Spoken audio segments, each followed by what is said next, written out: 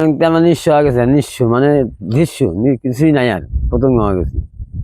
না আছে আমার 1.5 বিঘা সম্পত্তি, এই যে জায়গা 3 বিঘা 1.5 বিঘা আছে বোটিং গাড়া, এনে একটু ভেঙে গেলেই তাই আমি শেষ আর কিছু।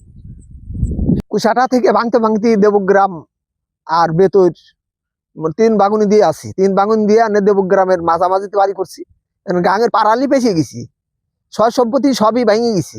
3 বাগুনির পরে এনে রাষ্ট্রে বাড়ি করছি, তাও গাঙের পাশে পাশে পড়িয়ে গেছি। গাঙের যদি কোনো সরকার যদি কোনো ব্যবস্থা নেয় তাহলে আমরা একটু বেশি দেখে পাবো না। বই তো আর নাই, আমরা পথের ফকির হয়ে গেছি। আছে সামান্য বিঘে 2-3 বই, এইটা নয় বাচ্চা কাচ্চা নয় খাইতেছি। প্রায় 60 বছর ধরে বাড়ি ভাঙতেছে, আমি 15 বছর বয়স, সেই সময় ভাঙতেছে। এই পর্যন্ত কোনো ব্যবস্থা হয় নাই, নদী কোনো শাসন হয় নাই। যা ভাঙছে এখন আছি, এবার ভাঙলি পারে মনে করেন আমাদের জমিন শোধ দেওয়া যায়, আর জমিন থাকে না। এখন কোথায় যাওয়ার মতো কোনো ব্যবস্থা আর নাই। মানে এই দেশ ভাঙতে ভাঙতে মানুষের একদম পঙ্গু মনে হলাইছে।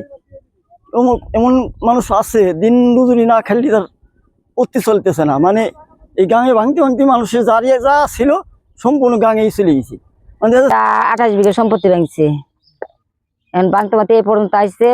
দেবগ্রাম শেষ, আমরা এনে পরের সম্পত্তিতে নিয়েছি সাল পানি। এনে আমাদের ব্যবস্থা এইটুক ভেঙে গেলে আমাদের কোনো ব্যবস্থা নেই, আমরা পরের সম্পত্তিতে কোথায় যাবো? এনে আমাদের কুল কিনার নাই। এখন আমাকে রোদ শাসন করে দিলে আমরা বাঁচি।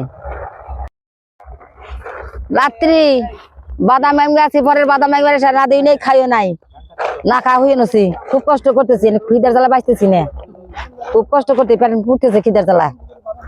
বাতাস আসলিবার ঢেউতে 1 নম্বর ঘাট থেকে 2 নম্বর ঘাট পর্যন্ত যেগুলো যে বস্তা দোয়া ছিল সব বস্তা ঢেউতে ভেঙে এখন 1 নম্বর থেকে 2 নম্বর পর্যন্ত নদীতে পুরোটাই বিলীন হয়ে গেছে।